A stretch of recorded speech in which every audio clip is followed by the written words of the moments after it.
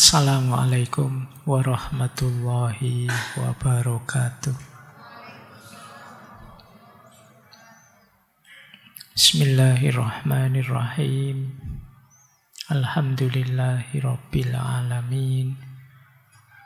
Assalatu wassalamu ala asyrafil anbiya'i wal mursalin, Sayyidina wa maulana Muhammadin wa ala alihi wa ashabihi wa man tabi'ahum bi ihsanin ila yaumiddin.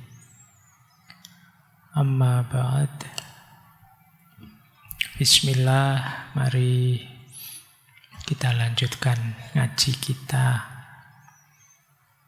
Bulan ini temanya tentang usia tua.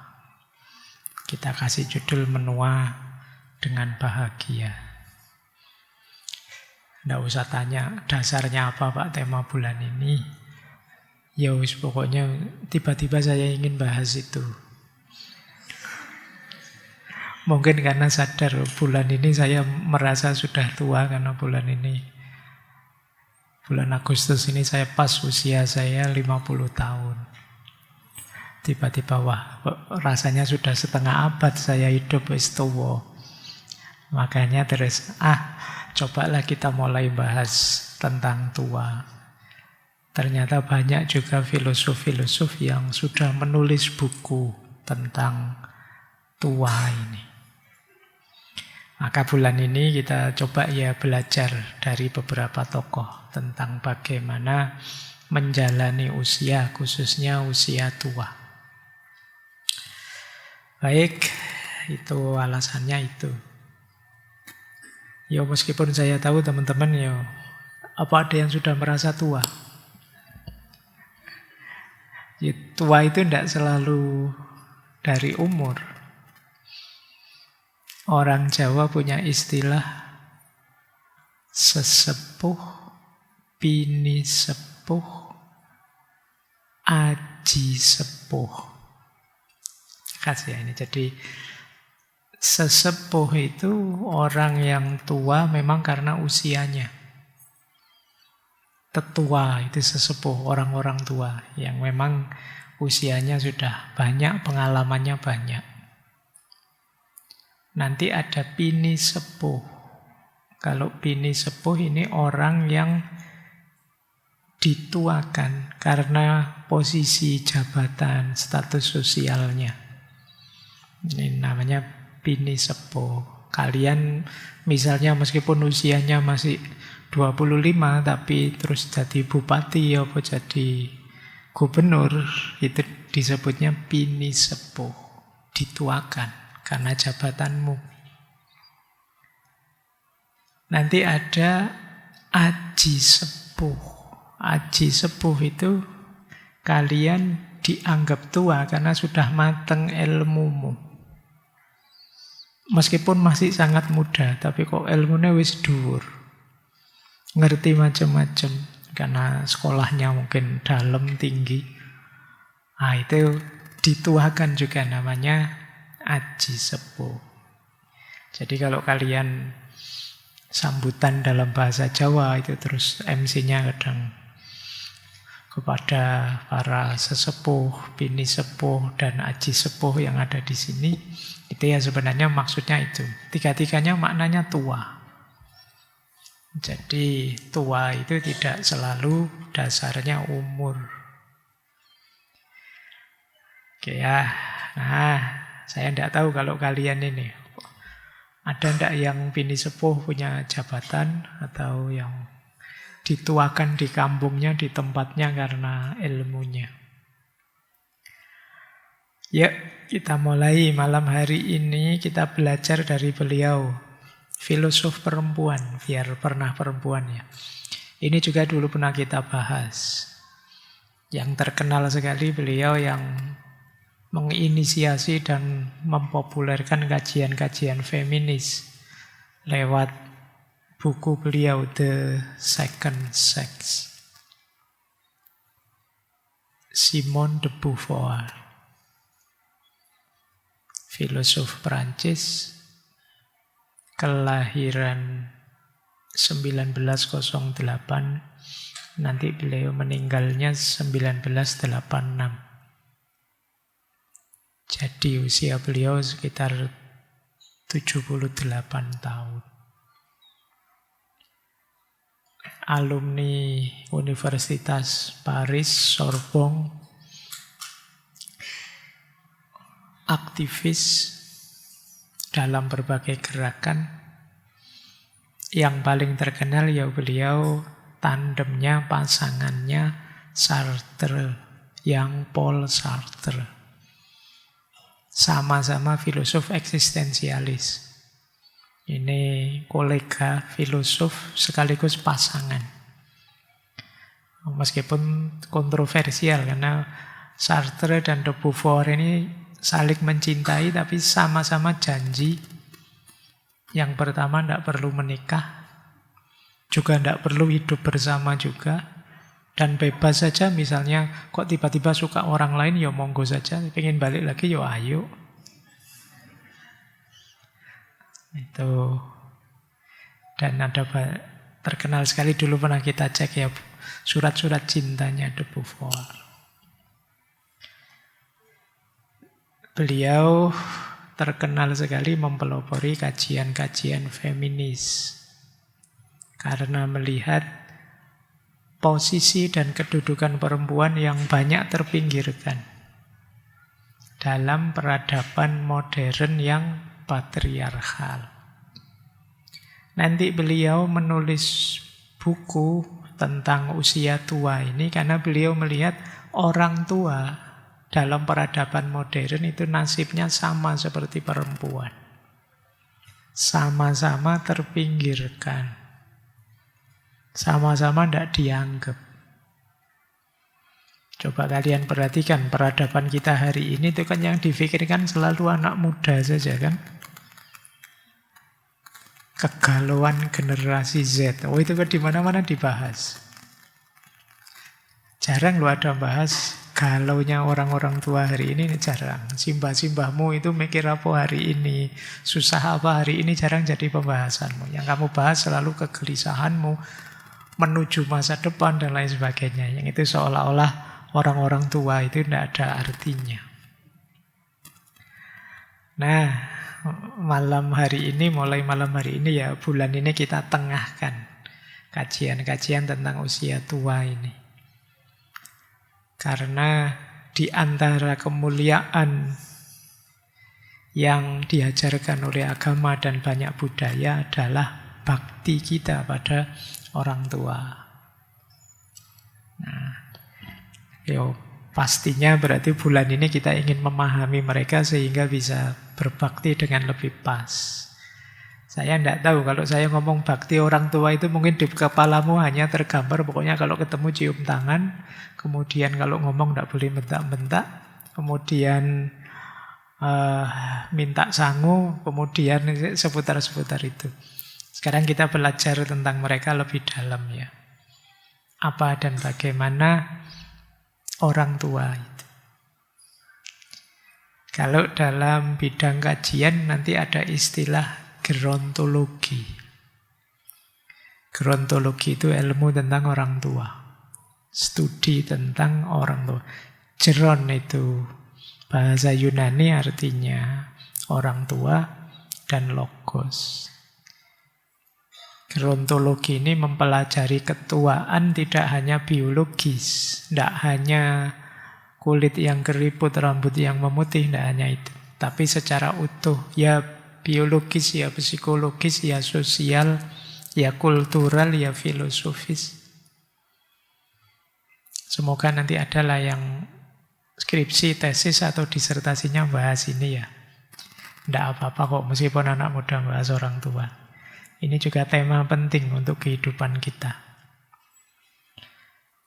Jadi nanti ada pembedaan antara gerontologi dan geriatri. Kalau geriatri ini bidang kedokteran. Lebih ke biologinya, jadi fokus pada perawatan, pengobatan masalah kesehatan lansia.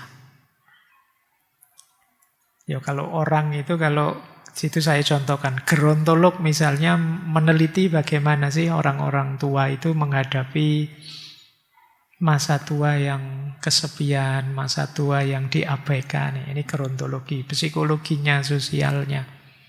Kalau geriatri ya tentang osteoporosis, sudah demensia, dan itu namanya geriatri bidangnya. Ini buat tambahan wawasan saja bagi yang tidak tahu. Mungkin banyak yang lupa. Sekarang lupa, tapi dulu tidak tahu. Baik, kita mulai ya. Ini buku yang saya sebut tadi, tulisannya Simone de Beauvoir, judulnya La Vieillesse.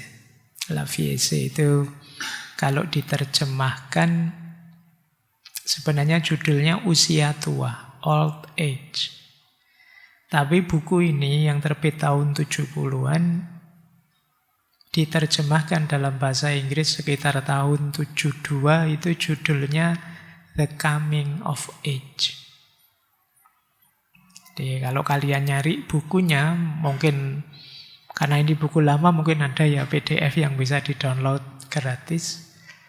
Itu judulnya The Coming of Age. Nanti kita akan mengaji buku itu malam hari ini. Jadi karya Simone de Beauvoir.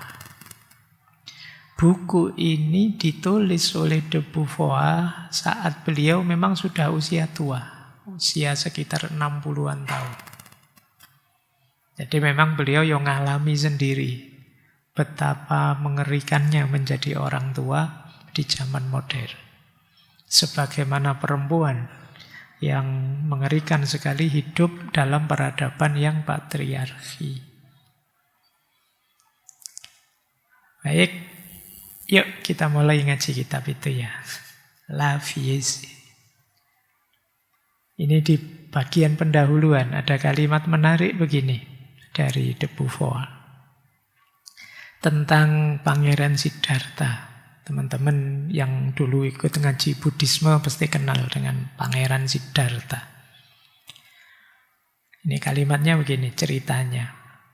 Semasa Buddha masih menjadi Pangeran Siddhartha, dia sering melarikan diri dari istana Megah tempat ayahnya mengurungnya dan berkeliling pedesaan di sekitarnya. Pertama dia keluar, dia melihat seorang pria berambut putih yang sempoyongan, keriput, ompong, membungkuk, bergumang, dan gemetar sambil menopang dirinya dengan tongkatnya. Pemandangan itu membuat sang pangeran tercengang. Dan sang kusir pun menjelaskan padanya apa artinya menjadi tua. Ya kan memang ini di antara 3 pengalaman yang nanti membuat Pangeran Siddhartha ingin hidup asketis keluar dari istana, yaitu tua, sakit, dan mati. Nah setelah dijelaskan, oh yang sampean lihat itu orang tua. Terus Pangeran Siddhartha menyatakan sungguh disayangkan dunia ini. Bahwa makhluk-makhluk lemah dan bodoh yang mabuk oleh kesombongan masa muda tidak melihat masa tua. Mari kita segera kembali ke istana. Apa gunanya kesenangan dan kegembiraan karena aku sendiri akan tua di masa depan. Jadi setelah beliau lihat orang tua, terus dijelaskan oleh kusirnya, kita semua nanti pasti akan tua. Seperti itu. Nah, terus Siddhartha menyimpulkan, lah terus ngapain orang-orang seheboh itu hidup di dunia, ya gegeran lah, ya jungkir balik lah, ya konflik ini itulah. Padahal besok itu semuanya tua, bahkan akhirnya mati. Nah, itu pikirannya Pangeran Siddhartha. Ya kayak kalian hari ini mungkin yang buka medsos itu baca berita ndak garu-garuan sudah. Ada tentang ijazah, tentang bendera, tentang apa, ruwet itu, seruwet itu. Nah, terus kalau ada Pangeran Siddhartha, ya ngapain seribet itu? Apa orang-orang itu lupa bahwa besok mereka semua akan tua dan pada akhirnya akan mati? Nah, Buddha menyadari di takdirnya sendiri dalam sosok seorang pria yang sangat tua. Jadi terus, apa kalau bahasa filsafat, beliau memproyeksikan, aku besok juga akan seperti itu. Karena dia dilahirkan untuk menyelamatkan umat manusia, dia memilih untuk menanggung seluruh keberadaan sebagai manusia. Ini maksudnya dia siap. Kalau begitu saya harus siap dan saya harus siap-siap untuk menjadi tua. Ini yang menurut Simone de Beauvoir istimewa. Alah Pak, cuma gitu aja kok istimewa. Kenapa begitu? Dalam hal ini dia berbeda dari manusia lainnya. Karena mereka menghindari aspek yang menyusahkan mereka. Dan yang terpenting mereka menghindari usia tua. Istimewanya Pangeran Siddhartha apa menurut de Beauvoir? Kalau kita manusia pada umumnya itu biasanya ingin menghindari tua. Kalau disebut sudah tua itu kita sensi, kita baper. Enggak, saya masih muda kok, saya masih kuat kok, saya masih itu. Kita melarikan diri dari tua. Jangankan tua benar, mau disebut tua, kamu mahasiswa tua ya. Itu kamu tersinggung luar biasa kan. Enggak meskipun enggak lulus-lulus saya masih muda kok Pak gitu. Meskipun adik kelasnya sudah ada 4-5 tahun di bawahnya, tapi masih muda.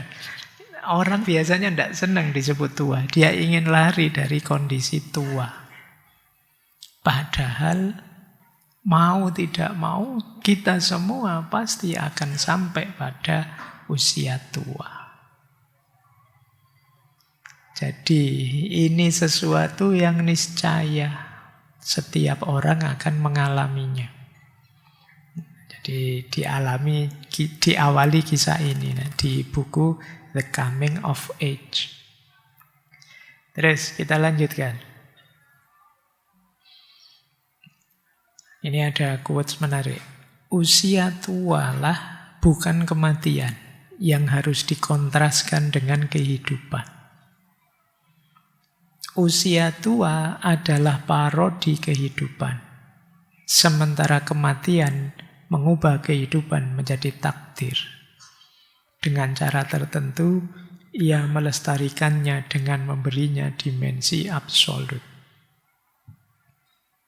Ini kalau dibaca letterleg ini kamu mesti bingung maksudnya. Jadi yang pertama, kita kan sering anggap hidup itu lawannya mati. Kata de Beauvoir, mungkin yang pas hidup itu bukan lawannya mati, tapi hidup itu lawannya tua. Kenapa begitu? Karena di usia tua, orang kehilangan vitalitas dan makna hidup biasanya. Merasa dirinya tidak berarti, merasa dirinya tidak berguna, merasa dirinya sudah selesai. Secara fisik, biologis masih hidup, tapi sebenarnya rasanya mungkin tidak. Maka kata de Beauvoir, usia tua itu mungkin lawannya hidup, bukan kematian. Kenapa nanti punya? Usia tua itu seperti parodi, kata de Beauvoir. Kenapa seperti parodi?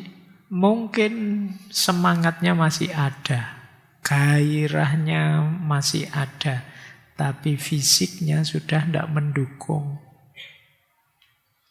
Cita-citanya masih besar, tapi sudah tidak kuat.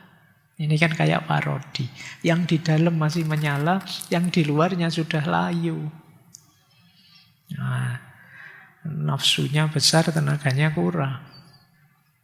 Cita-citanya tinggi, fisiknya tidak mendukung. Ini istilahnya de Beauvoir seperti parodi.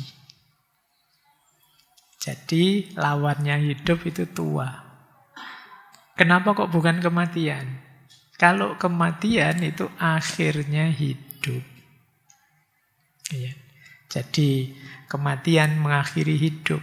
Yang setelah mati manusia memperoleh makna dirinya seutuhnya, cerita hidupnya seutuhnya. Itu diakhiri dengan kematian. Jadi hidup itu satu perjalanan, akhirnya kematian. Jadi hidup bukan lawannya mati. Lawannya hidup itu usia tua. Nah ini, itu pendapatnya Simone de Beauvoir. Silakan kalian debat kalau tidak setuju beliau. Tapi reasoningnya beliau begitu ya. Jadi kita kan sering hidup lawannya mati. Tidak. Mati itu akhir perjalanan. Mati itu menyempurnakan hidup. Kenapa menyempurnakan hidup? Saat kita mati, cerita kita utuh sudah. Apakah cerita kebaikan atau cerita keburukan, tamat sudah, the end. Apakah happy ending, apakah sad ending. Itu cerita kita selesai saat kita mati. Jadi dia memberi dimensi absolut. Tapi usia tua tidak. Nah, itu maksud dari paragraf ini. Jadi usia tua bukan kematian yang harus dikontraskan dengan kehidupan. Kita lanjutkan. Sekarang asumsinya. Nanti isi buku The Coming of Age tadi punya asumsi ini. Asumsi itu pikiran dasarnya ya, awalnya. Jadi penuaan itu bukan proses biologis saja, tapi juga proses sosial dan budaya.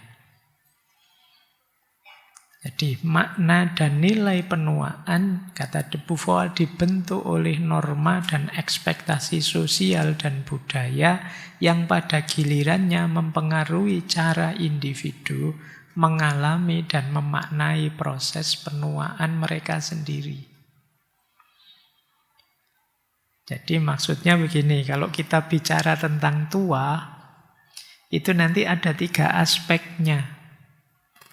Yang pertama, kondisi biologis, kondisi fisik yang tua. Jadi yang seperti tadi loh, rambutnya putih, kulitnya keriput, mungkin sudah mulai fisiknya melemah, ini kondisi biologisnya. Tapi ada juga unsur sosial, budaya, politiknya, yaitu pandangan terhadap tua itu sendiri. Tua itu anugerah apa kutukan? Tua itu capaian atau kemunduran? Nah, ini pandangan sosial budaya. Yang ketiga, pemaknaan orang tua terhadap dirinya sendiri. Nah, ini 3 hal yang berbeda ya. Ada loh orang yang mungkin secara fisik sudah sangat tua, tapi dia nganggap dia, oh enggak, saya masih muda, diajak apa saja masih sanggup kok, ayo. Apa yang tidak bisa saya lakukan, yang dilakukan anak masih bisa begitu. Atau sebenarnya tidak terlalu tua, tapi dia merasa sudah sangat tua. Ini pemaknaan individu. Jadi kalau ngomong tua, itu sebenarnya, kalau di bukunya de Beauvoir, bisa memang biologisnya, bisa sosial, politik, budaya, antropologis. Jadi bagaimana pandangan masyarakat, pandangan budaya tentang tua. Dan yang ketiga, keyakinan orang tua itu sendiri tentang dirinya. Pandangan orang tua itu sendiri tentang dirinya. Ini sebenarnya untuk hampir semua ranah manusia seperti ini. Kalian misalnya mahasiswa, itu ya bisa fakta bahwa kalian terdaftar di kampus tertentu. Bisa juga mahasiswa itu pandangan sosial, budaya, politik tentang status kemahasiswaanmu, atau penghayatanmu sendiri sebagai seorang mahasiswa. Oh, itu bisa 3 aspek ini. Dan itu maknanya bisa beda-beda. Kalau yang pertama mungkin formalitasnya bahwa kamu terdaftar di kampus tertentu. Kalau yang kedua, ini hubungannya dengan ekspektasi sosial politik tentang mahasiswa. Mahasiswa itu nyusahi saja. Mahasiswa itu bikin ribet saja. Ini pandangan politik sosial budaya. Ada juga penghayatanmu terhadap dunia kemahasiswaan atau status kemahasiswaan. Itu bisa kalian pakai untuk membaca apalah dosen, guru, petani, pejabat, presiden, dan lain sebagainya. DPR, dan lain sebagainya. DPR adalah wakil rakyat. Nah, itu kondisi formalnya. Terus pandangan masyarakat dan budaya tentang DPR seperti apa. Penghayatan para anggota dewan sendiri tentang dirinya seperti apa. Itu nanti bisa kebalikan, bisa tabrakan, dan lain sebagainya. Harusnya mewakili rakyat. Ya mungkin mereka merasa mewakili rakyat. Mungkin tapi di level 2 tadi rakyatnya tidak merasa diwakili itu Pak. Nah, tapi formalnya mereka terdaftar sebagai wakil kan. Ini kan konflik-konflik antara tiga aspek ini. Baik, ya kalian bisa pakai teori ini untuk membaca status apa saja. Kondisi formalnya, pandangan sosial budayanya, dan juga penghayatan individunya. Lanjut. Nanti kalau kalian baca bukunya De Beauvoir, di situ banyak sekali narasi-narasi sejarah, uraian-uraian tentang budaya, termasuk pandangan tokoh-tokoh. Ini saya rangkum ringkes saja ya, gampang-gampangannya saja. Kalau saya tampilkan semua, ya teman-teman akan bosan, sulit juga memahaminya ya.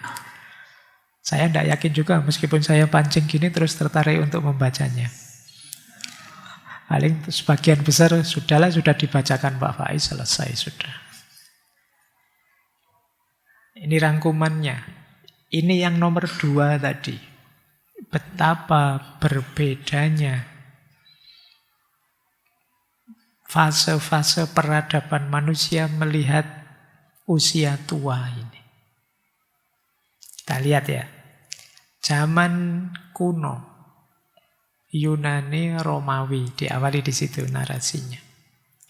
Di zaman itu, orang tua itu dihormati. Karena mereka diposisikan sebagai orang yang sudah matang secara intelektual.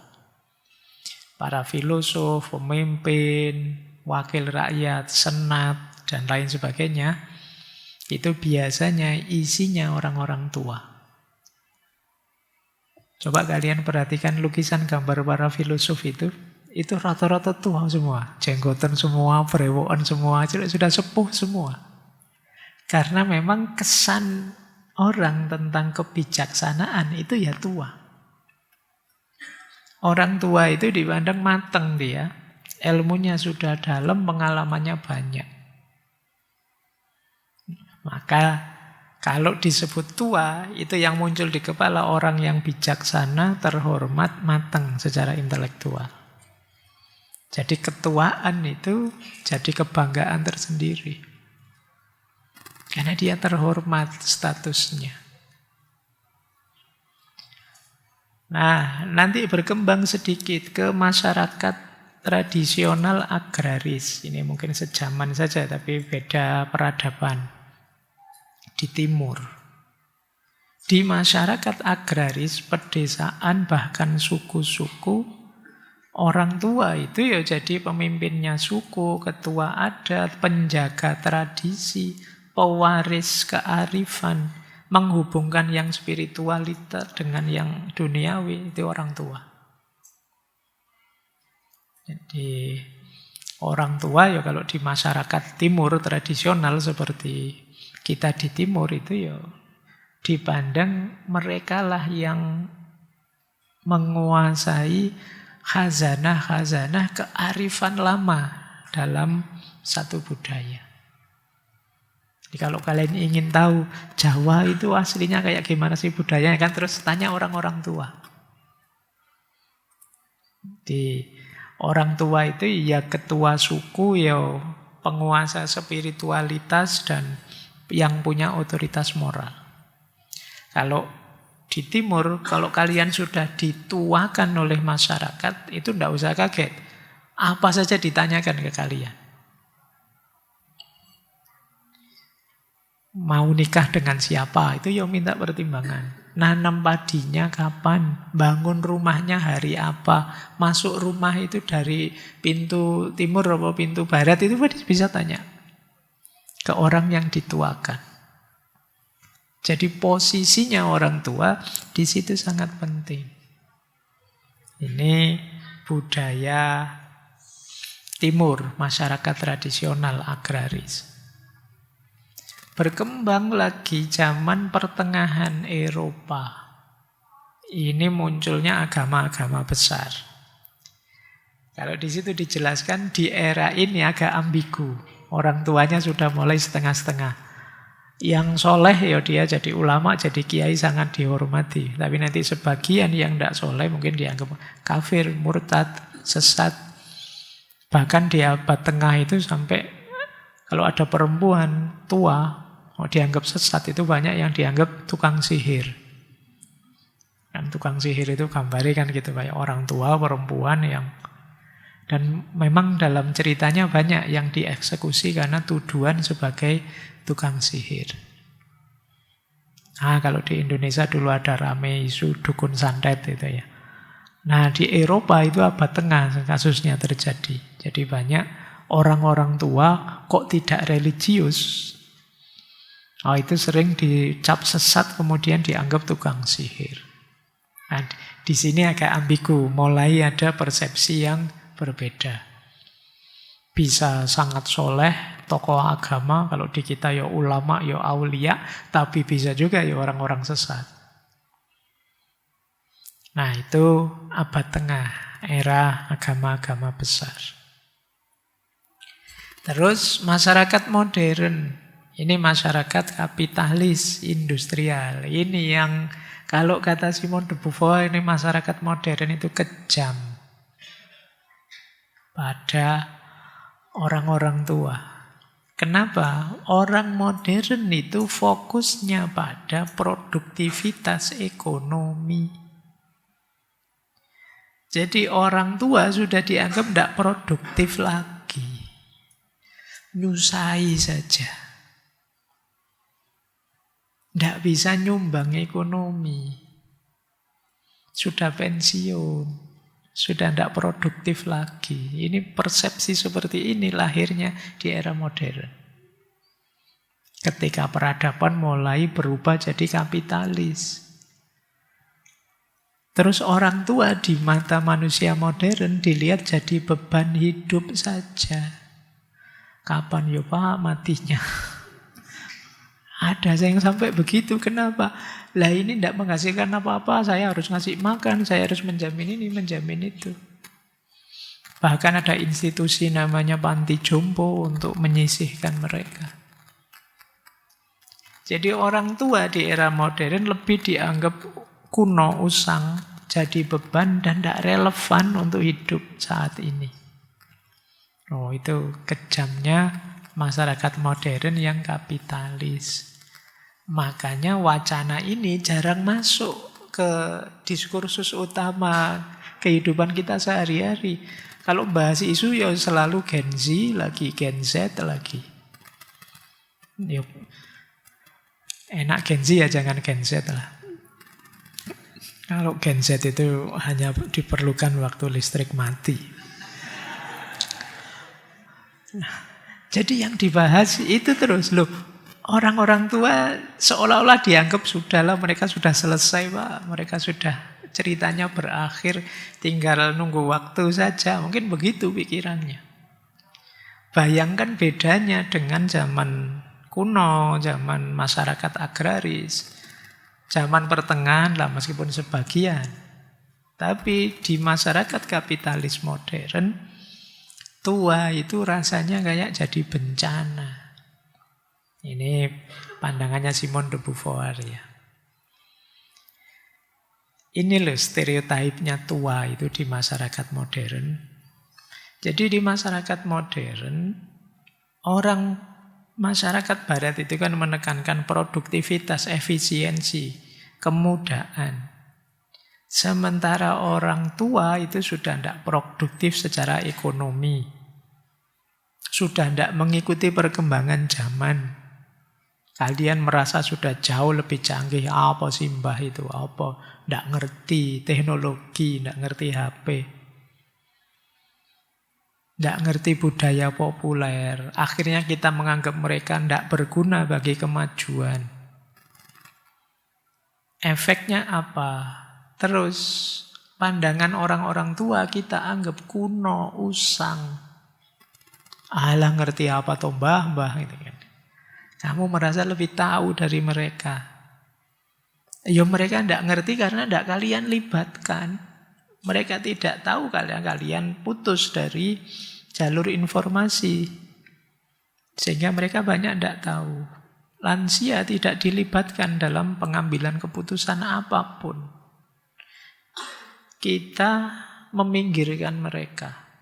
Karena menganggapnya tidak penting. Pak, kok tidak kayak dulu ya Pak? Orang tua dianggap bijaksana.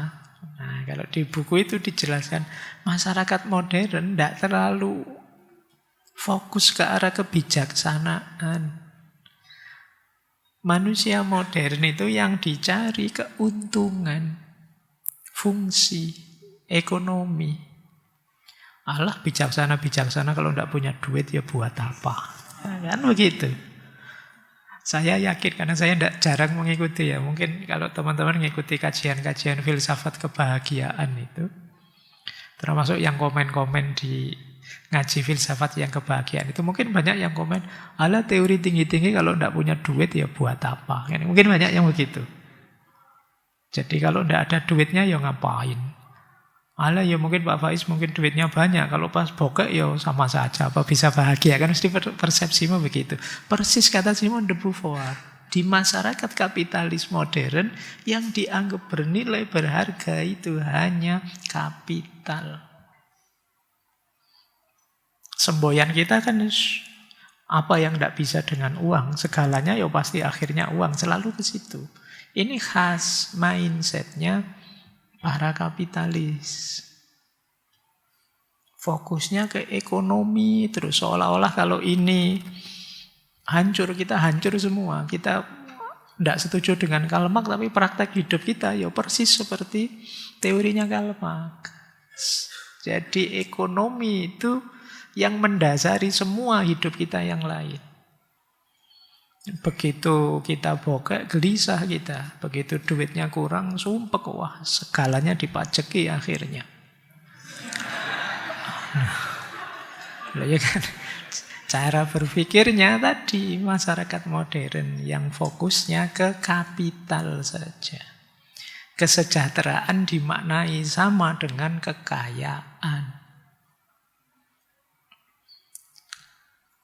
Akhirnya apa? Ya karena gaya hidupnya seperti ini, sementara orang-orang tua tadi sudah tidak produktif lagi, mereka kehilangan otoritasnya, kehilangan nilai dirinya. Apalagi masyarakat modern barat itu begitu memuja kemudaan. Yo, iklan, media, budaya populer, apapun yang ditonjolkan pasti yang muda-muda. Aktivitas apapun yo yang muda-muda. Tubuh yang muda dimaknai kuat, penuh harapan, indah. Kalau yang tua dimaknai sudah lambat, sudah selesai ceritanya dan tidak indah. Akhirnya apa? Karena dimaknai sudah selesai ceritanya, tidak indah, mereka diminggirkan, disembunyikan dari kehidupan nyata, sehingga mereka tidak terlihat lagi perannya. Ini yang digelisahkan oleh Simon de Beauvoir. Jadi beliau bilang begini, ini mengkritik kebijakan pemerintah Perancis. Perancis ya, bukan Indonesia. Alhamdulillah. Jadi pemerintah Perancis itu ketika mereka menginstitusionalisasi, ini maksud orang-orang tua yang miskin, ini maksudnya masuk ke panti-panti jompo itu. Maybe summed up in a few words. mindsetnya pemerintah itu ada di beberapa kata ini. Yang pertama abandonment, yang kedua segregation, yang ketiga decay, yang keempat demensia, dan yang kelima death. Apa yang mereka lakukan? Yang pertama diterlantarkan, dicueki, tidak dianggap. Setelah itu disisihkan, dipisahkan, termasuk masuk ke panti-panti jompo. Setelah itu decay, dia tambah lemah, tambah tak berdaya, tambah lapuk. Setelah itu demensia, mereka tambah pikun, tambah tidak bisa berpikir lagi. Dan pada akhirnya mati.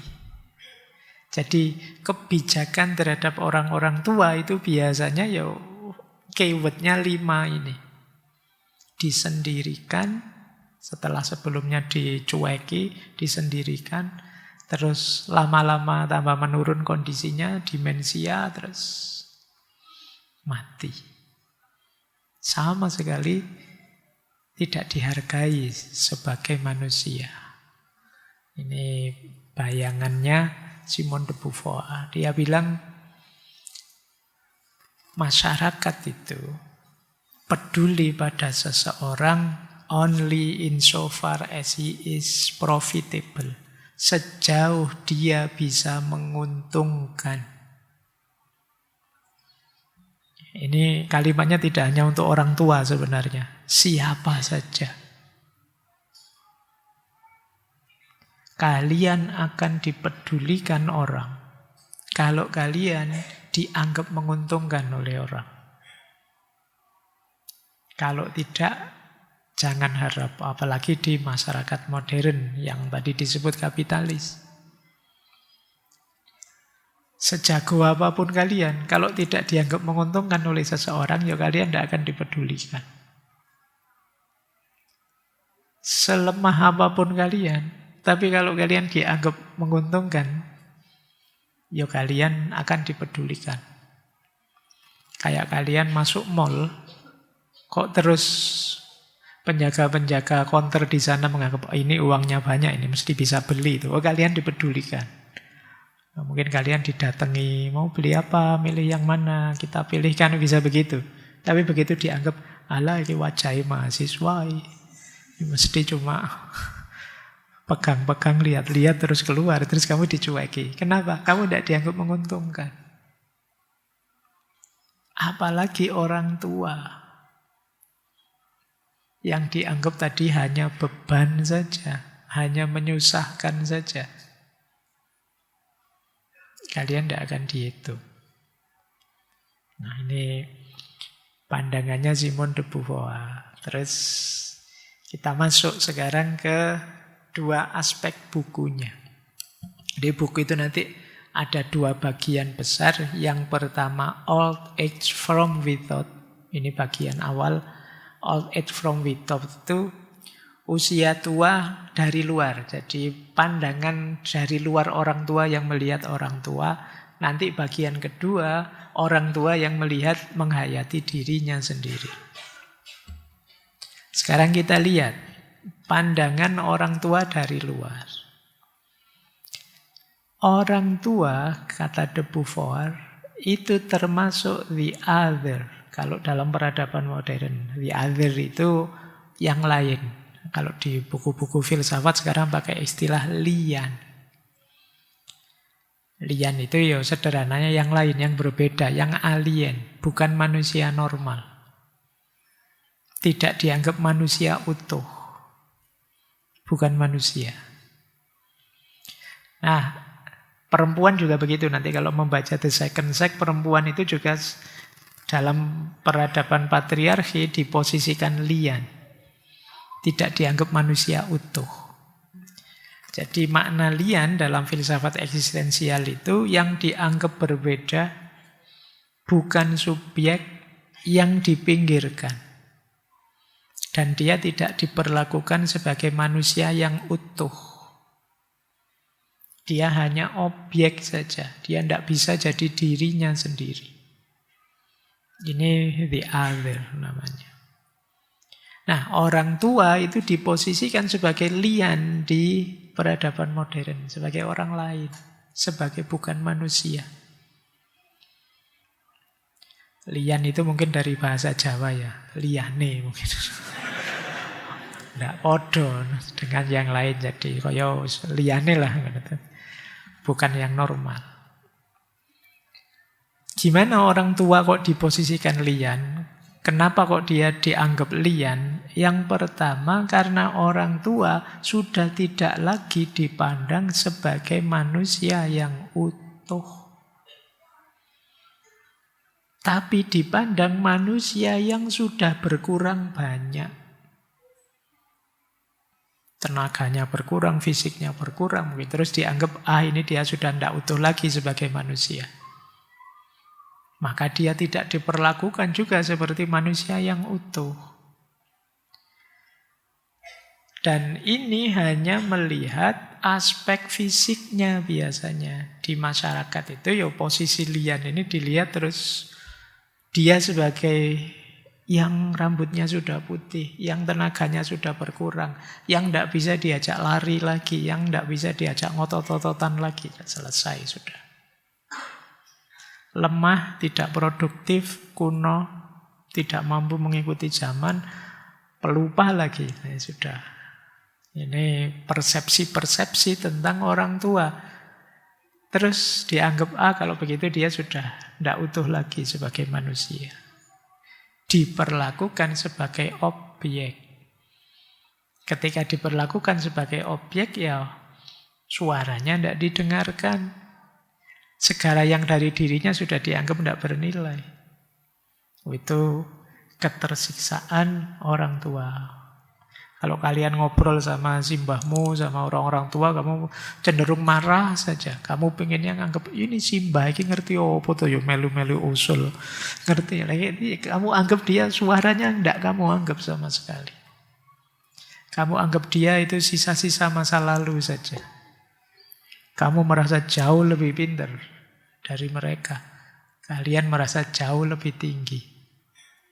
Kamu anggap beban hidup saja. Padahal dulu waktu mereka masih aktif, mereka yang nyangoni kalian, ngasih sangu, membesarkan kalian, ngomong kalian. Tapi sekarang kalian merasa jauh lebih hebat dari mereka, dan mereka hanya beban hidup saja. Itu. Jadi orang tua sekarang kalian posisikan sebagai lian. Makanya kalau dalam Al-Quran itu bahkan kepada orang tua kita wala takul lahuma uffin. Bahkan ngomong uff itu maksudnya ngomong kasar. Itu dilarang. Apalagi ini lebih dalam daripada sekedar ngomong uff. Kamu meminggirkan mereka. Tidak nganggap suara mereka. Kita lanjutkan. Nah, siapa yang menciptakan kok orang tua diposisikan sebagai lian tadi? Penciptanya ya masyarakat sendiri. Masyarakat tadi yang kapitalistik patriarkis. Mereka melihat orang tua ini sudah tidak produktif lagi secara ekonomi. Mereka ini tidak bisa diajak ngapa-ngapain lagi. Tidak cocok dengan standar kehebatan modern. Secara sistem mereka tidak nambah apa-apa, beban saja. Jadi makanya kan banyak orang-orang tua itu anaknya masih sehat, masih kuat. Masih bisa menemani mereka. Tapi anaknya karena nganggap beban, disisihkan saja, disingkirkan saja. Termasuk ke panti-panti jompo, seperti dibilang oleh De Beauvoir tadi, diterlantarkan, diasingkan, sampai mereka sakit-sakitan, sampai demensia, pada akhirnya mati sudah. Jadi masyarakat yang melakukan itu. Akhirnya apa yang dirasakan oleh orang-orang tua? Yang pertama, mereka terasing. Mereka merasa tidak berguna. Mereka terpinggirkan dari ruang-ruang sosial. Kadang-kadang mereka menginternalisasi itu. Karena selama ini terus dipinggirkan terus, dia terus menganggap memang aku tidak berarti, memang aku tidak berguna. Kadang-kadang mereka ini ingin membuktikan, saya masih aktif kok, saya masih ada gunanya kok, meskipun tidak ekonomi, meskipun tidak itu. Maka kalian jangan heran, kadang-kadang si mbahmu itu sudah sepuh. Kamu ajak ke rumah kalian, apa ke kosmu, itu biasanya kan tidak mau diam itu. Ya nyapu lah, ya bersih-bersih lah, aktif terus itu. Bang, mbok sudah istirahat? Oh enggak, ini dia ingin aktif terus, ingin menunjukkan bahwa aku ini masih berguna loh, masih berharga, meskipun sekedar nyapu-nyapu, bersih-bersih, masak ini itu, ngomong anakmu dan lain sebagainya. Kenapa? Mereka selama ini menginternalisasi kesadaran bahwa masyarakat menganggapku sudah tua, tidak penting lagi, tidak ada gunanya lagi. Nah, itulah old age from without. Orang tua yang diposisikan sebagai the other. Sudah bukan manusia lagi, sudah tidak penting lagi, hanya beban saja bagi peradaban. Lanjut. Nah, sekarang pengalaman eksistensial. Ini sederhananya, karena tadi diposisikan terpinggir, apa terus yang dirasakan oleh orang-orang tua? Yang pertama mereka rasakan adalah ketidaksinkronan antara kesadaran diri dengan perubahan fisik mereka.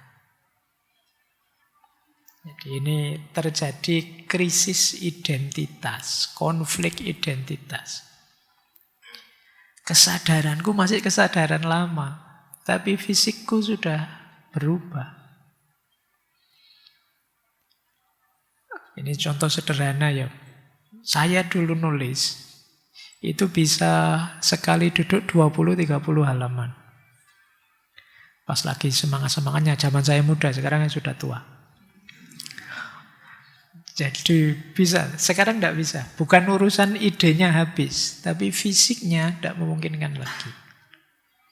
Mungkin duduk lama, terus jadi kakinya kesemutan lah, pinggangnya capek lah, dan lain sebagainya. Loh, ini loh nanti terus jadi bisa krisis identitas. Orang merasa aku ini begini, tapi ternyata tidak begitu lagi sudah. Aku masih sehebat itu, tapi faktanya tidak lagi. Aku masih sekuasa itu, faktanya sudah pensiun. Jadi ini tidak sinkron antara yang saya rasakan dengan kenyataan hidupku. Ini yang membuat namanya alienasi. Aku asing melihat diriku sendiri. Padahal semangatku masih berkobar-kobar, masih meluap. Tapi ternyata kenyataan diriku tidak begitu. Nah ini dalam hidup kita sebenarnya sering ya mengalami krisis seperti ini. Yang ada di pikiran tidak nyambung dengan kenyataan hidup kita. Biasanya ketika ada perubahan-perubahan besar yang tidak kita sadari. Kalian tidak sadar sekarang sudah mahasiswa, dulu masih siswa. Itu perlu upgrade, perlu penyesuaian. Kalian tidak sadar mahasiswa sekarang sudah semester 14, dulu masih semester 1. Itu juga beda kesadarannya. Kalian merasa masih semester awal saja, padahal ya sudah mau gede. Nah ini tidak sinkron antara kesadaran penghayatanmu dengan tampilan luarmu. Ya dulu kamu masih kecil, masih imut-imut. Semua orang bilang gantengnya, cakepnya. Sekarang sudah besar, aslinya kelihatan. Kamu kapan ya orang muji saya ganteng kok tidak ada lagi. Dulu waktu kecil kok banyak. Itu ya penghayatanmu harus diubah. Kalau temanmu ketemu bilang, wah tambah ganteng aja. Yakin itu basa-basi. Nah ini perlu penyesuaian kesadaran. Banyak yang dunianya berubah, kesadarannya tidak berubah. Nah orang tua kadang begitu. Merasa masih muda saja, merasa Mungkin yang sebelumnya pejabat merasa masih pejabat saja. Terus ada istilah post power syndrome. Sudah tidak jabat, rasanya kayak masih jabat. Sudah tidak punya kekuasaan, rasanya kayak masih punya kekuasaan. Ini upgrade kesadaran. Itu di segala level hidup kita ada pola seperti itu. Sama, sudah tua tapi masih merasa muda, itu bahaya. Nanti mungkin beraktivitas tidak ngukur kekuatannya, tidak ngukur kemampuannya. Saya ada teman itu yang usianya kayak saya sudah 50-an.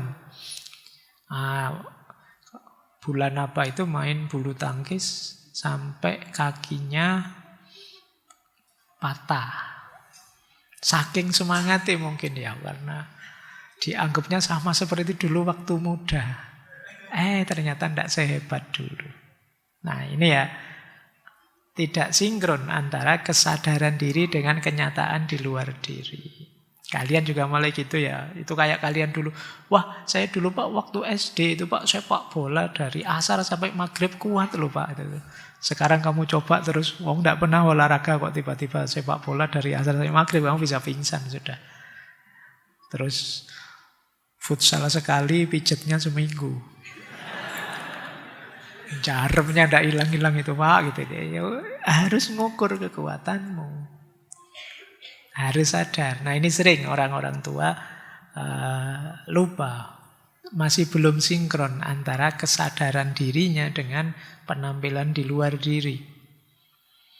Yang kedua, penghayatan eksistensial orang tua seperti tadi. Kesadaran diri tidak dengan kenyataan diri, tapi dengan penilaian masyarakat. Orang yang nganggap kita sudah tua terus tidak berguna, itu membuat kita drop sudah. Stigma-stigma masyarakat tentang usia tua, terus kita merasa tidak diakui lagi. Ini yang kadang-kadang membuat orang-orang tua kadang kalau bahasa kalian hari ini itu agak baper, maka kalian coba hati-hati. Ngobrol saja misalnya kamu ngobrol ya, ada temanmu muda-muda terus ada simbahmu ikut, karena mungkin simbahmu tidak ngikuti obrolanmu, kamu cuekin. Dia bisa marah. Kenapa? Dia merasa tersisih, merasa disingkirkan, merasa tidak dianggap. Jadi dalam dirinya ada ketegangan antara identitas kesadarannya dengan stigma sosial. Ketika dia merasa tidak diakui secara utuh, itu tekanan berat bagi dia. Ini untuk pengingat kita ya, itu bagian dari orang Jawa punya istilah mikul dhuwur mendem jero. Perhatikan benar ini, kita harus menjaga perasaan mereka. Dan pengalaman yang ketiga yang sering mereka rasakan adalah mereka ketakutan hilang makna, takut hilang kemandirian, takut kehilangan kreativitas. Jadi hidupnya banyak mengalami krisis takut sehingga merasa hampa, merasa tidak berguna. Sekarang saya tidak bekerja lagi, tidak punya penghasilan, secara ekonomi perlu ditopang yang lain, tidak bisa apa-apa lagi, mau melakukan ini itu sudah tidak kuat lagi. Itu tekanan batin yang berat buat mereka. Apalagi terus sakit-sakitan, itu tekanan yang sangat berat buat mereka. Secara eksistensial mereka merasa hampa. Ini mulai muncul pertanyaan-pertanyaan filosofis. Apa makna hadirku ke dunia ini? Apa gunanya aku hidup? Dan lain sebagainya. Biasa ya manusia itu ketika mengalami krisis, diambang masalah, diambang problem, itu pelan-pelan jadi filosof. mulai mikir makna, ya kenapa aku kok begini begitu. Tapi ketika masih aktif, masih jaya itu, wah apa gunanya filosof, apa gunanya filsafat, buat apa. Yang penting hidup ini mbok yo yang sejahtera secara ekonomi, kemudian maju dan lain sebagainya. Nanti begitu mulai susut, mulai turun, mulai mikir, ya hidup sepanjang itu, sepanjang usia apa yang sudah aku lakukan. Apa makna hidupku? Sekarang aku memanen seperti ini. Padahal dulu orang-orang yang saya bantu sekarang pergi. Semuanya mulai pikiran-pikiran begini mesti muncul. Jadi siapapun pada saatnya akan jadi filosof. Tanpa harus ikut ngaji filsafat. Itu sudah otomatis. Sudah. Orang menghayati hidupnya sendiri. Ya mungkin sekarang yang mahasiswa sibuk belajar, nanti terus kerja, membesarkan anak dan lain sebagainya. Besok waktu tua, anak-anakmu sibuk bekerja kemana-mana. Kamu di rumah sendirian. Coba lihat, bapak simba-simba yang sepuh itu, yuk, dia bisa tahan duduk di depan rumah kayak orang itu. Dia pastinya itu aktivitasnya seorang filosof itu, kontemplasi, refleksi, mengingat-ingat masa lalu, itu filosofis sekali aktivitasnya. Jadi, nah itu pengalaman-pengalaman eksistensial bagi yang sudah tua. Oke, makanya sejak muda kalian latihan filsafat. Besok kalau pada saatnya mikir itu biar lebih tajam ya. Karena kalau pikiran semakin sering dipakai, semakin berpengalaman, semakin tajam. Kalau fisik mungkin melemah, tapi pikiran tidak begitu. Terus dilanjutkan oleh de Beauvoir. Ada sedikit beda usia tua antara masyarakat lansia kelas atas dengan lansia kelas bawah. Ini agak beda ya. Kalau lansia kelas bawah, miskin secara materi, waktu tua, ya karena memang kelas bawah. Terus fisiknya lelah, rusak tubuhnya, ya karena habis-habisan mencari uang pastinya ya, memenuhi kebutuhan ekonomi.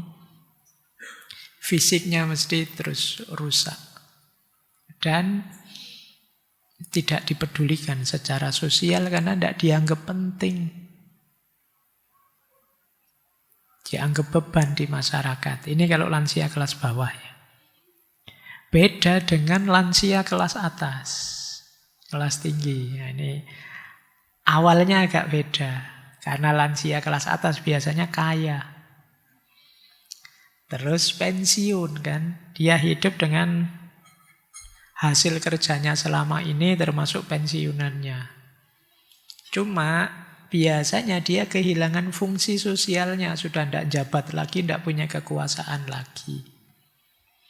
Yang dilakukan apa? Ya mengisi aktivitas dengan hal-hal yang tidak penting, dangkal. Jadi hobi inilah, hobi itulah, sebenarnya tidak terlalu penting juga. Ya karena duitnya banyak. Mungkin main golf lah, mungkin healing kemana-mana lah. Karena uangnya banyak. Kalau yang miskin, ya sudah. Di rumah, tubuhnya rusak, tiap malam kerokan, kemudian greges. Nah, ya karena penyakitnya saja kan beda. Mungkin kalau yang kelas bawah rematik, pegel linu, kemudian kalau yang kelas atas jantung, kolesterol gitu. Jadi ini cuma pada akhirnya sebenarnya dua-duanya nasibnya sama. Apa itu? Tidak dianggap penting. Dicueki secara sosial. Disekat dari dunia nyata. Tidak boleh ikut-ikut lagi.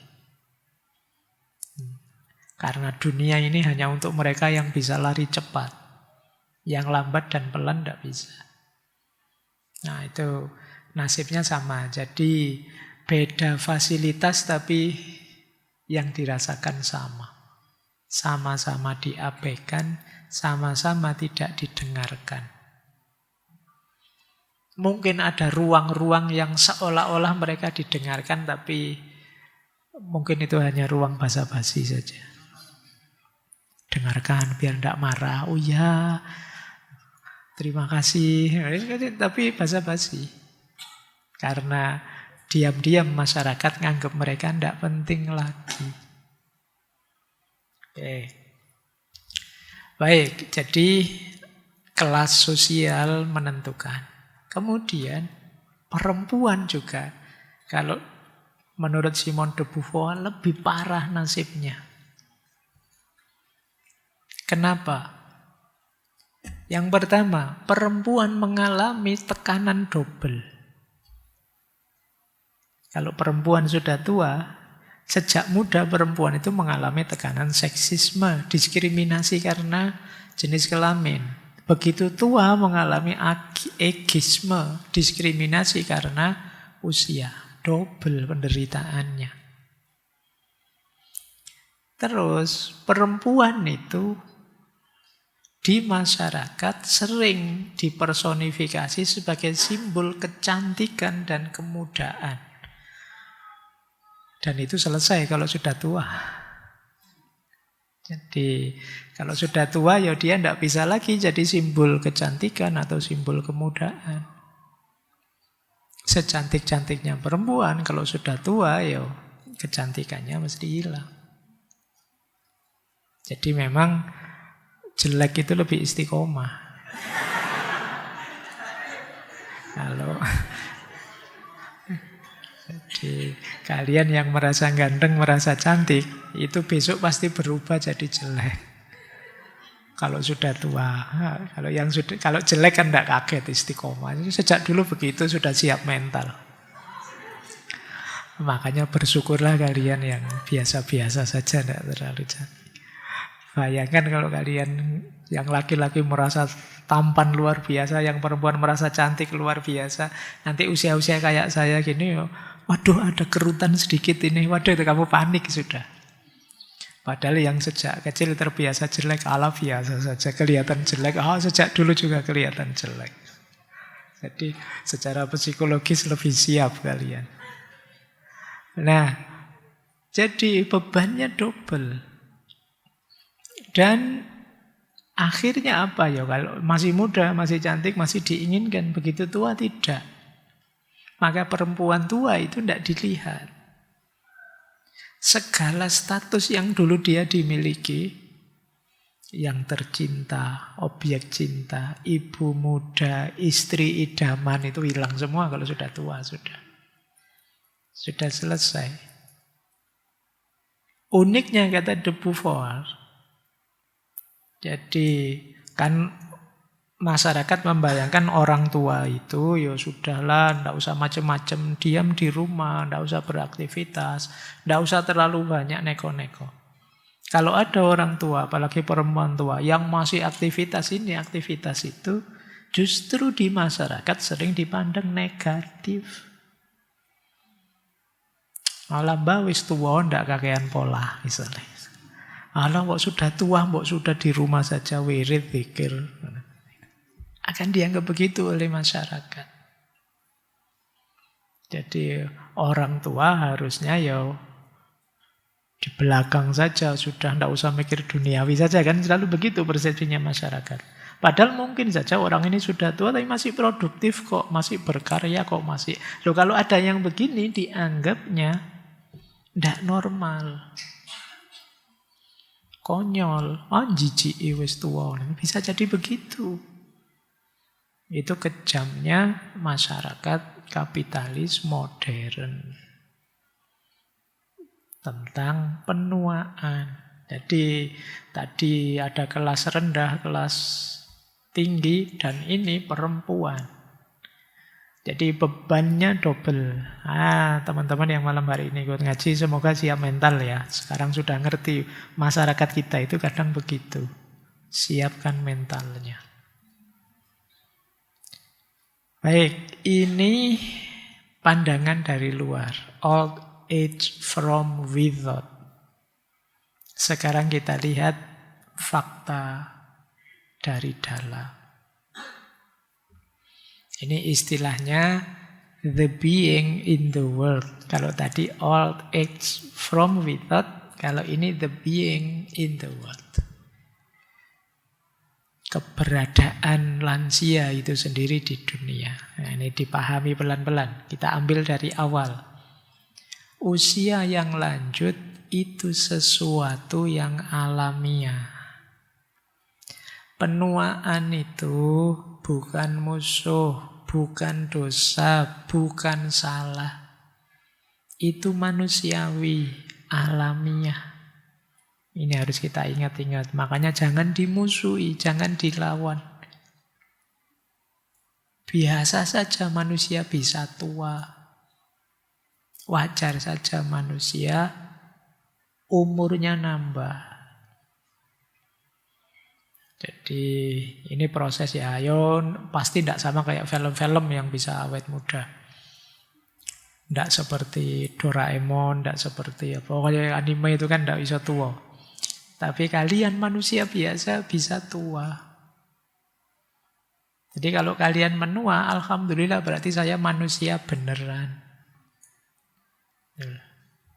Bukan robot, bukan barang, tapi manusia. Oke, jadi menjadi tua adalah fase hidup yang sah dan bermakna. Seperti kita dulu dari kecil terus jadi ABG, dari ABG jadi remaja, dari remaja jadi pemuda, terus jadi dewasa. Itu fase-fase itu pasti. Tidak menerima penuaan berarti menolak kenyataan hidup. Nanti lebih berat. Hidup dengan penyangkalan itu berat. Kalau kata Nietzsche, mari mengiyakan hidup. Ya sachen, bahasa Jermannya. Ayo kita iyakan hidup kita, apapun kondisi kita. Faktanya kita memang begitu, ya saya terima. Dan saya nikmati sesuai keinginanku. Itu yang disebut orang eksis. Tidak melarikan diri dari kenyataan. Jadi tua itu bukan salah, bukan dosa. Tidak apa-apa, kita tidak harus minder karena tua. Yang kita lakukan apa? Ayo siap-siap, karena itu pasti datang. Bukan takut, ayo siap-siap untuk usia tua. Kemudian untuk kita semua, mari kita menghargai manusia seutuhnya sebagai manusia, siapapun dia. Bahkan tidak harus hanya melihat produktivitas ekonominya. Manusia itu mulia dalam kondisi apapun. Dalam posisi apapun.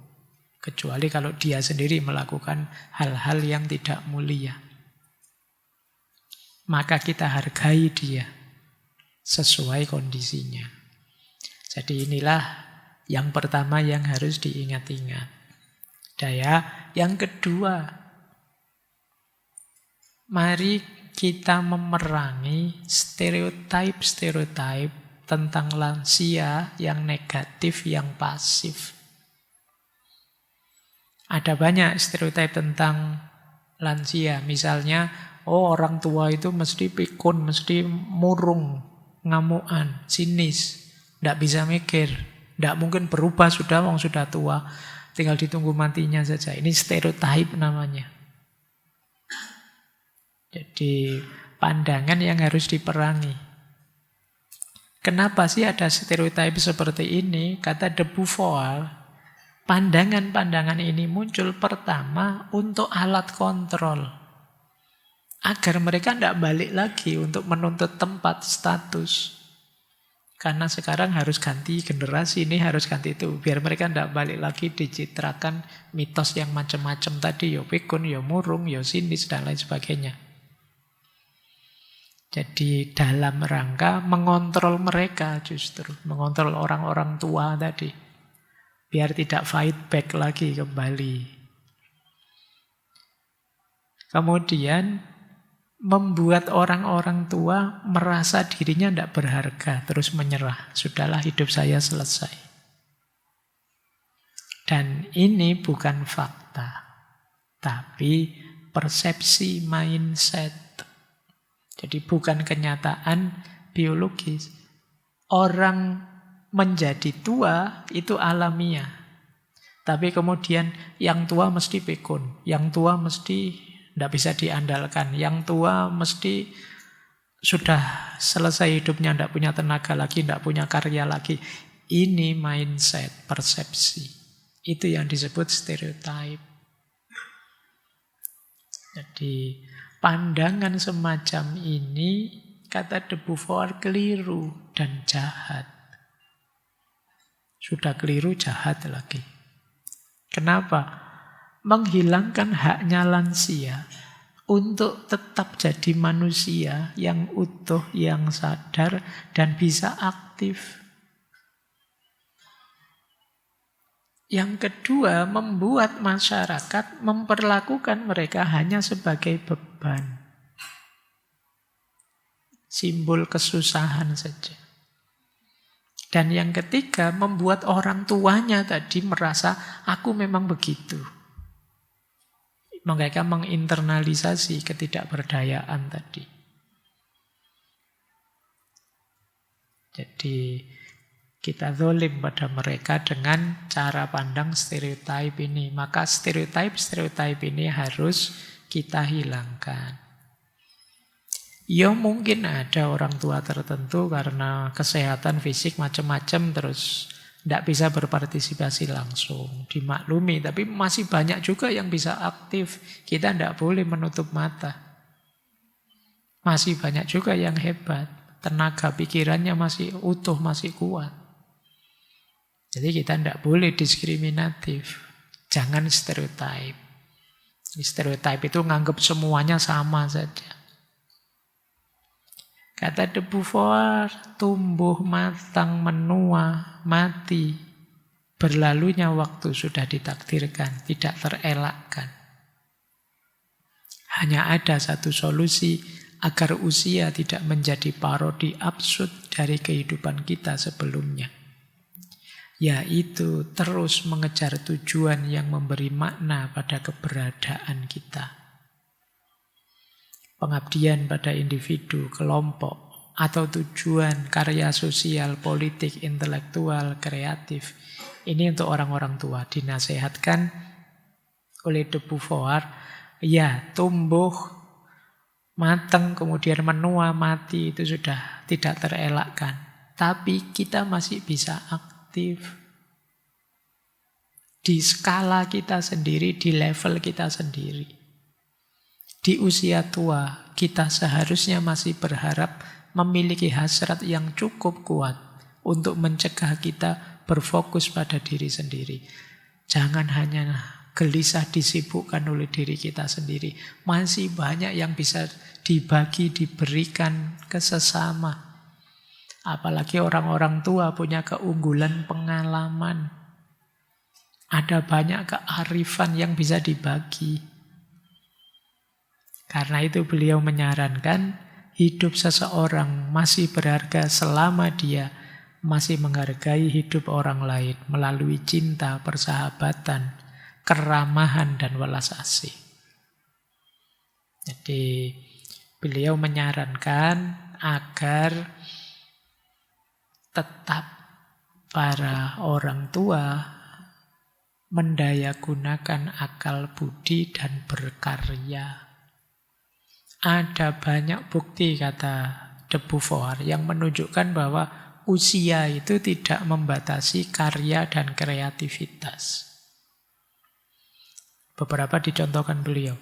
Goethe itu nulis novelnya Faust itu usia 80-an selesai. Michelangelo ngukir gambar masih bisa usia 80-an. Galileo, Newton itu ya tetap melakukan riset-riset sains meskipun fisiknya melemah. Voltaire, Victor Hugo, Bertrand Russell, Mahatma Gandhi. Sampai akhir hidup mereka masih produktif, masih aktif. Jadi stigma-stigma, stereotip-stereotip tadi jelas tidak adil untuk orang tua. Tidak semuanya senegatif yang digambarkan oleh stigma-stigma tadi. Ada sangat banyak contoh sudah tua tapi masih berkarya, masih kreatif, pikirannya masih berdaya guna. Di usia tua, pikiran jadi lebih reflektif, mendalam, penuh nuansa. Orang tua biasanya lebih terkendali, lebih peka, lebih jeli. Kalau yang muda-muda kan kadang gerusa-gerusu. Kadang tidak sabaran. Tapi orang tua punya kelebihan. Kadang-kadang mereka ngomong apa itu rasanya benar saja. Kenapa? Mereka pengalaman. Orang tua kita itu bisa lihat kita. Kalau kalian pulang itu bisa lihat kamu sedang sedih beneran apa sedih pura-pura. Itu ngerti mereka. Senyummu palsu apa asli mereka ngerti. Dari mana? Pengalaman. Jangan dikira mereka tidak ngerti apa-apa. Kadang-kadang kamu tidak cerita saja. Mereka tahu kok kamu sedang gelisah, kamu sedang tidak nyaman, banyak pikiran.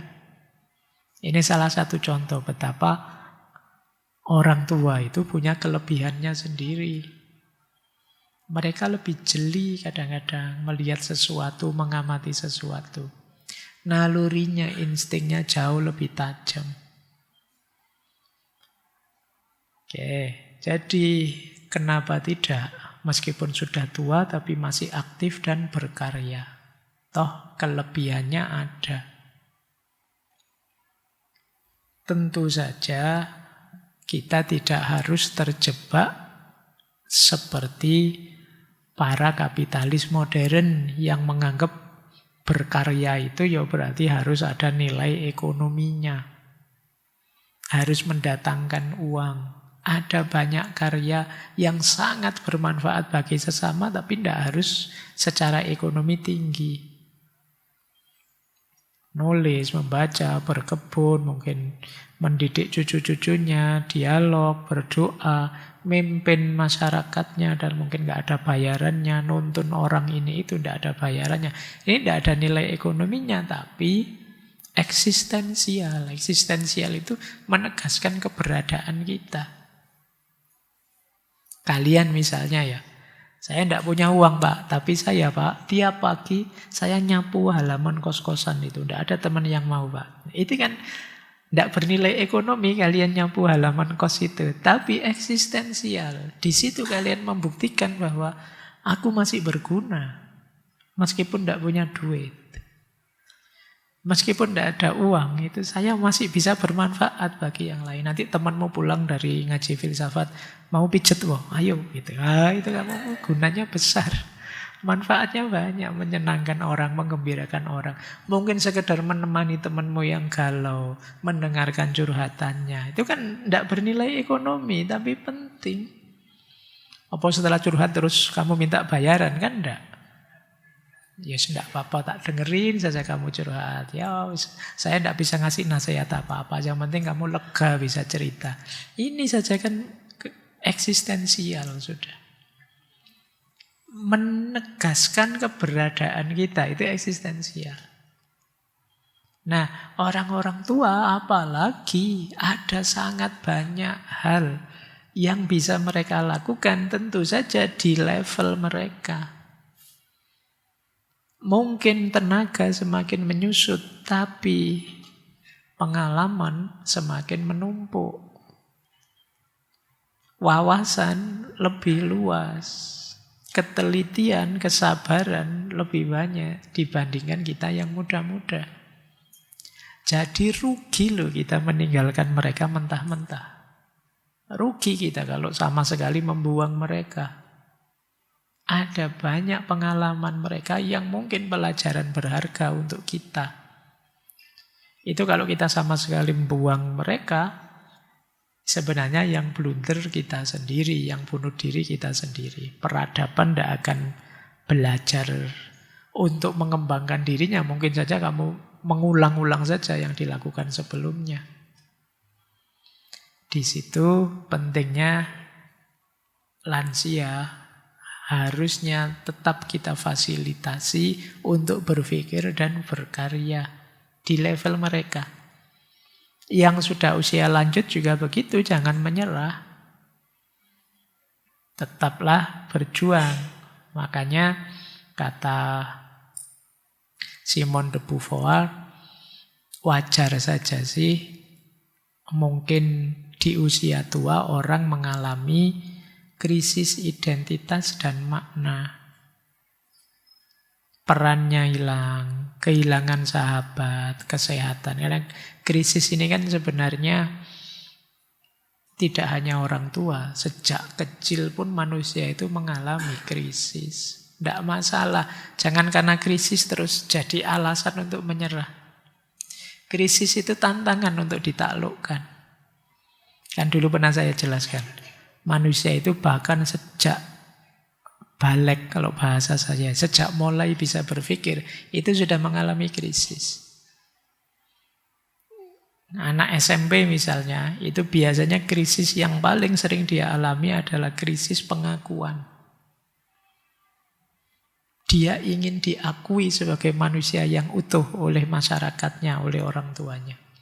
Meskipun biasanya sulit sekali dia mendapatkan itu, karena masyarakatnya masih nganggap dia anak kecil. Itu yang kadang-kadang membuat anak-anak di usia ini itu biasanya terus nakalnya luar biasa. Kenapa? Dia ingin diakui bahwa dia itu sudah manusia yang suaranya perlu didengarkan, pandangannya perlu diperhatikan.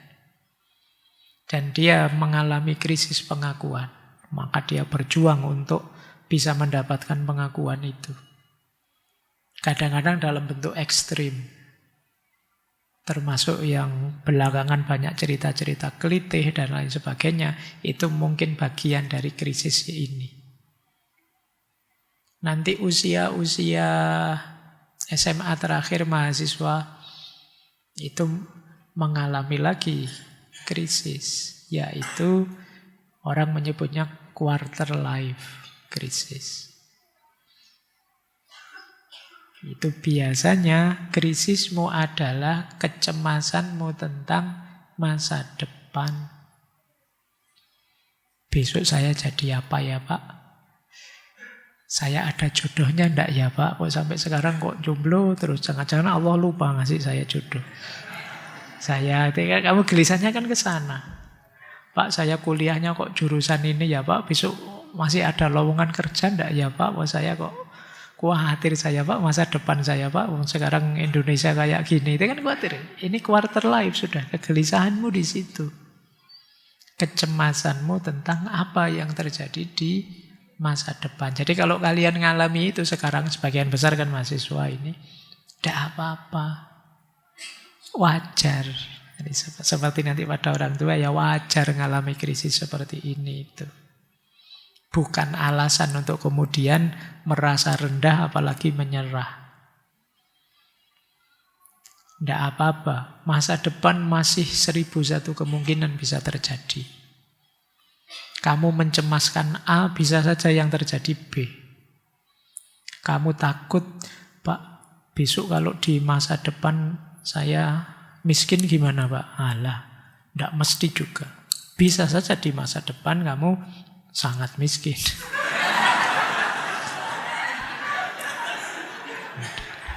Tidak, ya bisa saja kaya raya. Wong kita tidak tahu masa depan seperti apa. Kok kamu sudah gelisahnya sekarang?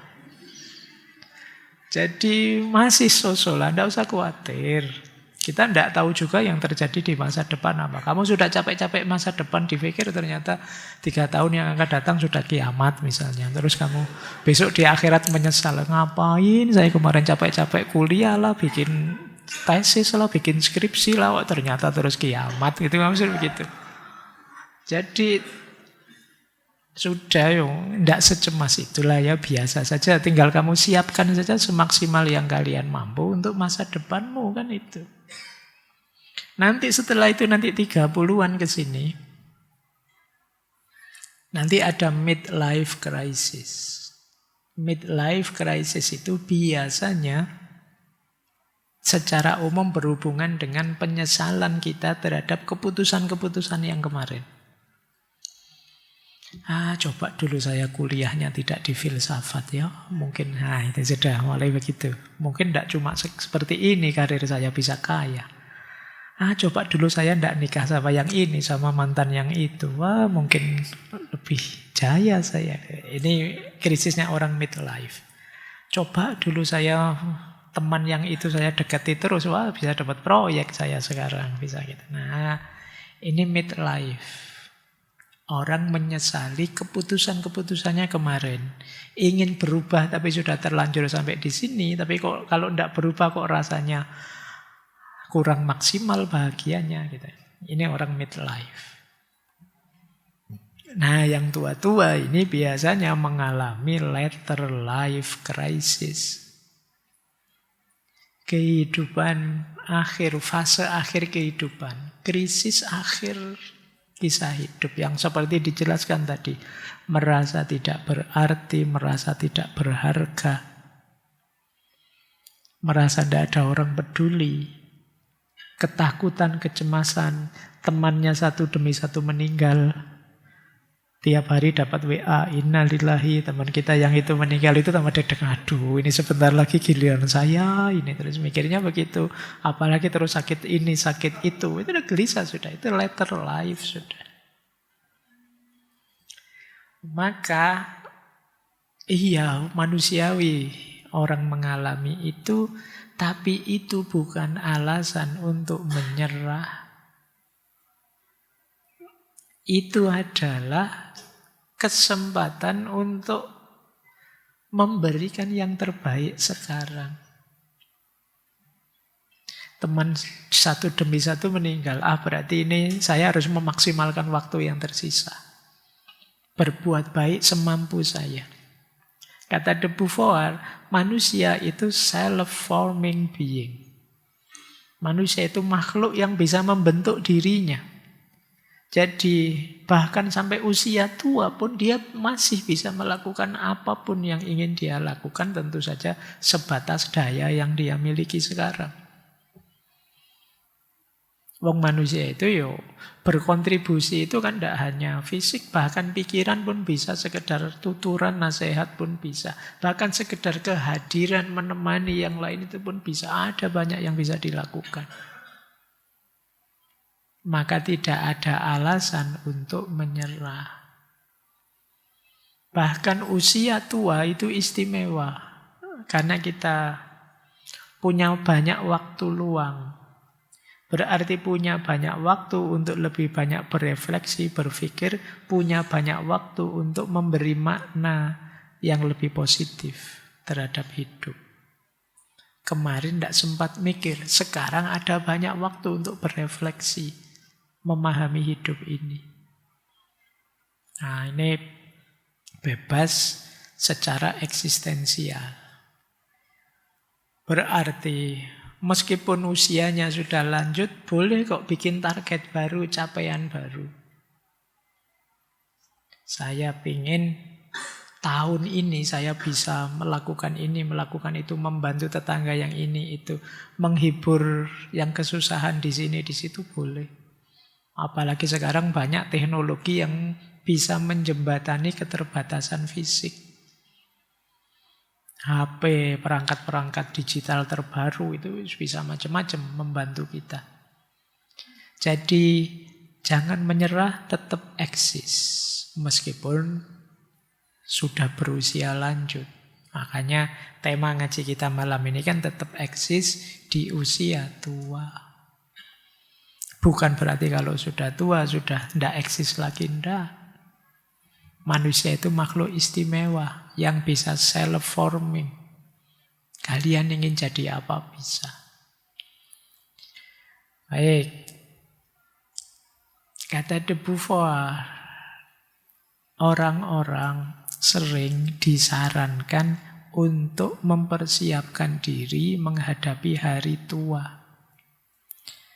Namun, jika ini hanya berlaku untuk menyisihkan uang, milih tempat untuk pensiun, dan menekuni hobi, kita tidak akan jauh lebih baik ketika saatnya tiba.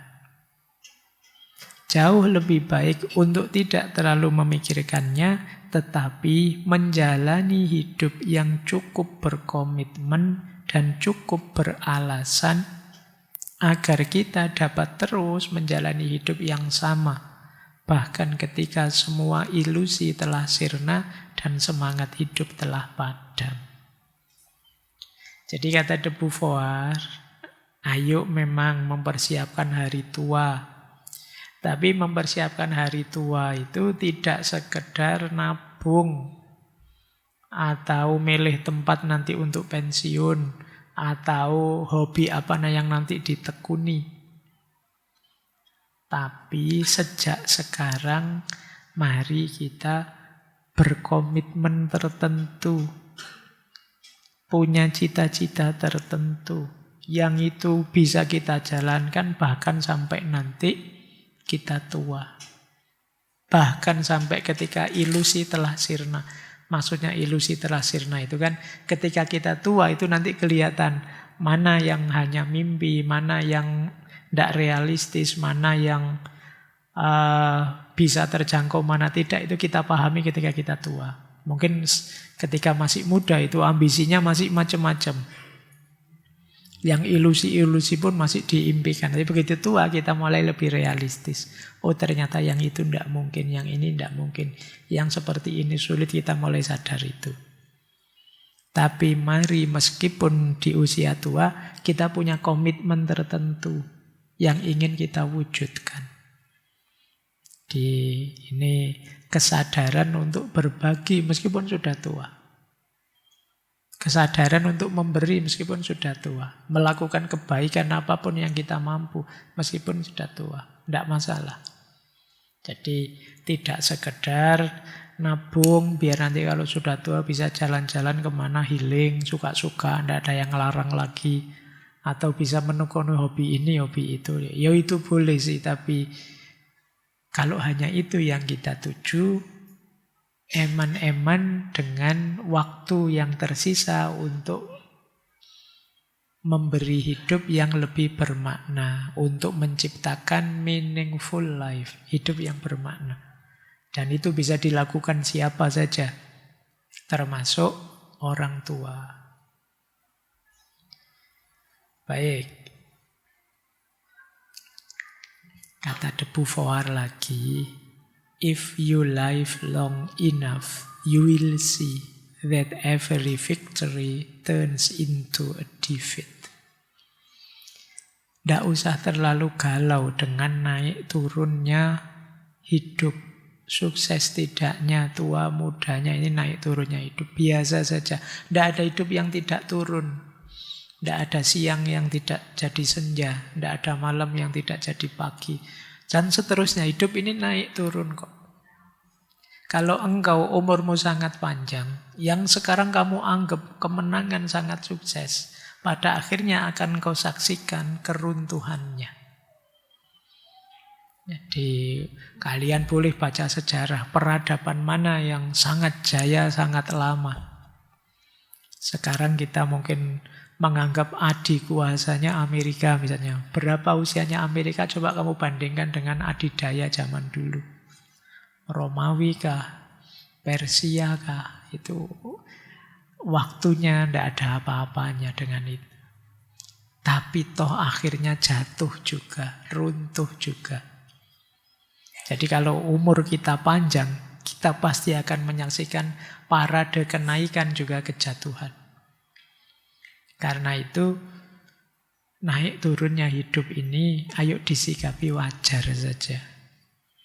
Yang penting adalah pemaknaan kita terhadap hidup ini. Ya kalau kita memaknainya serba negatif, serba pesimis, ya hidup ini akan sangat berat.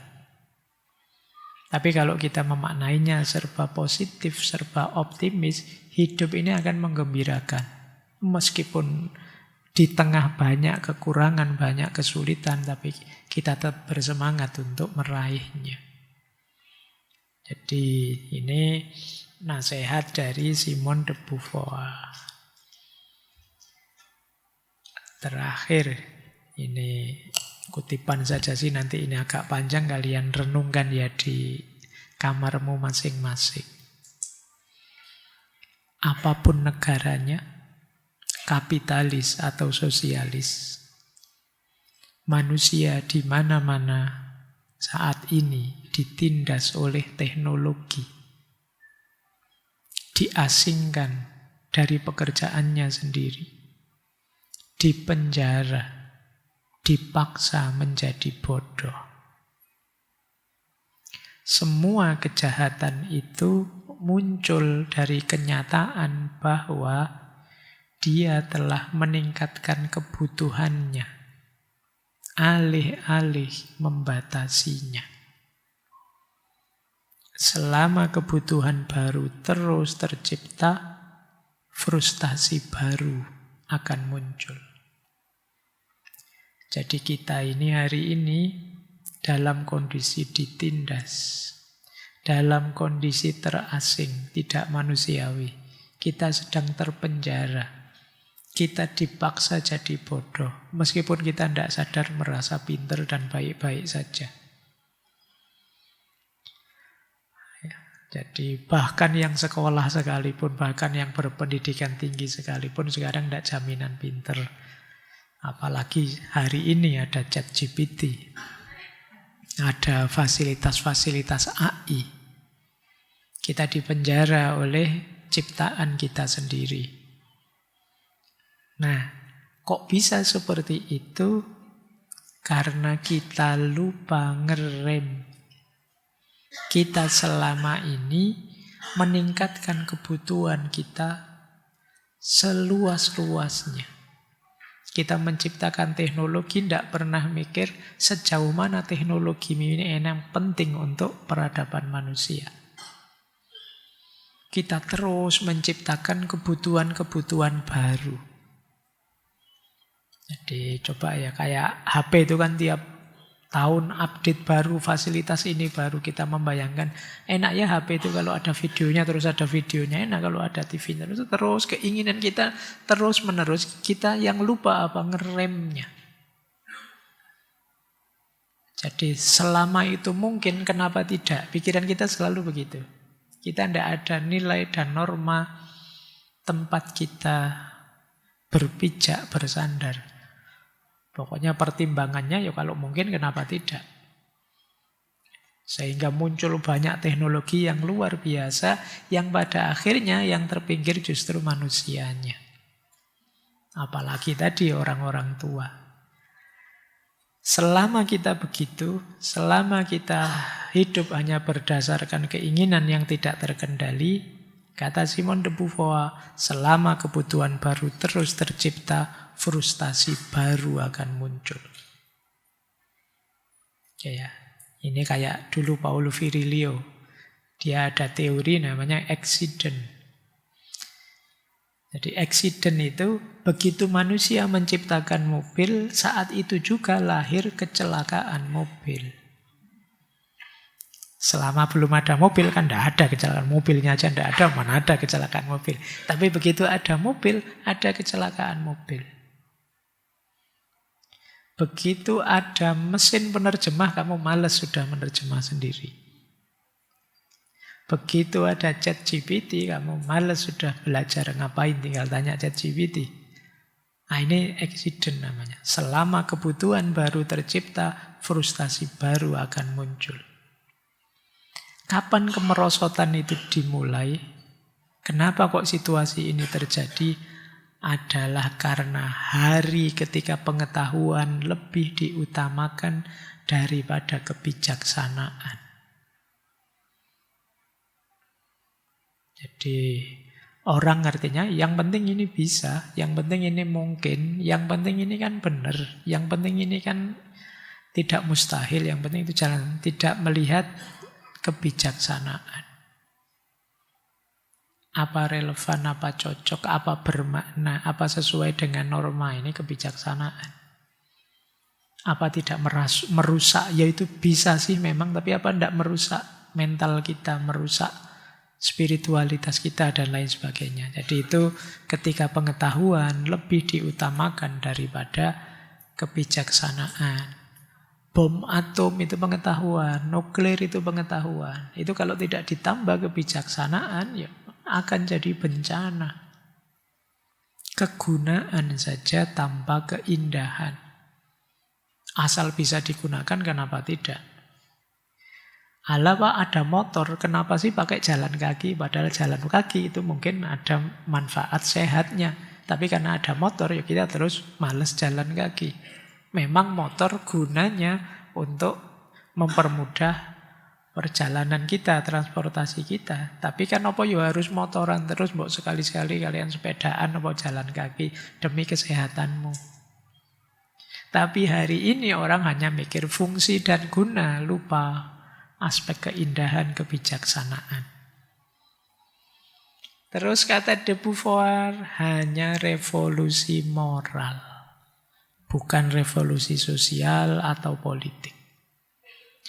Hanya revolusi moral yang akan membawa manusia kembali kepada kebenarannya yang telah hilang.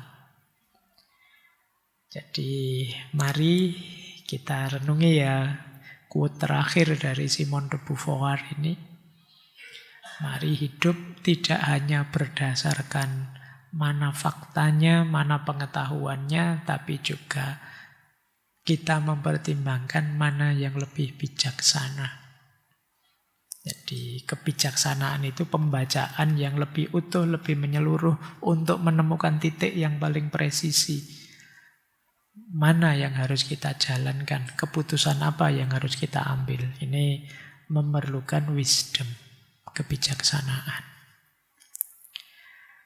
Baik, saya kira itu ya teman-teman untuk mengawali kajian kita tentang usia tua.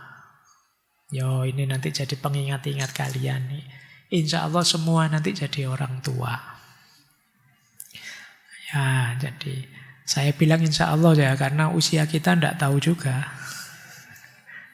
Karena yang berangkat muda juga banyak.